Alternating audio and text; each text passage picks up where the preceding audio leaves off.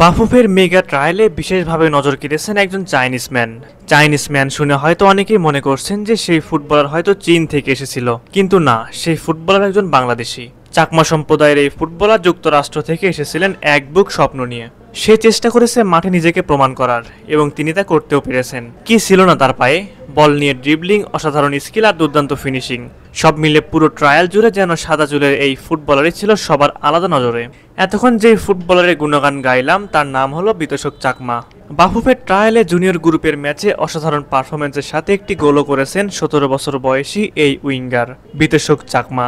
বাংলাদেশের নবীন প্রজন্মের একজন সম্ভাবনাময়ী ফুটবলার, যিনি মূলত উইঙ্গার হিসেবে খেলে থাকেন। তবে মাঠে তার কার্যকলাপ দেখে বোঝা যায় যে তিনি এক প্রান্তের আক্রমণের ফুটবলার নন, বরং একটি মিডফিল্ডারের মতো লিঙ্ক আপের সক্রিয় ভূমিকা পালন করে থাকেন।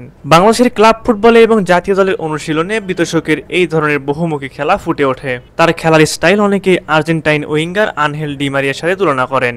বিতোষক বল পেলে প্রাথমিকভাবে মাঠে মিডফিল্ড থেকে নেমে এসে দলের খেলার গতি নিয়ন্ত্রণে সাহায্য করেন। এরপর সঠিক সময়ে আবার প্রান্তে গিয়ে দ্রুত বল নিয়ে উপরে উঠে যান আক্রমণের জন্য।